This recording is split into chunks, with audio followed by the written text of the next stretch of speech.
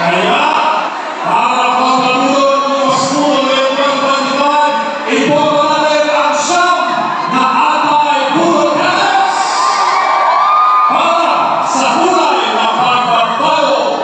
At sa pagpapulunan ng bayan, ginagawa natin isa sa mga miyembro ng Pareros at Los namin sa Sinay, walang iba kundi si Coach Oli Duterte! Duterte! Kimonay! Kimonay! Kimonay!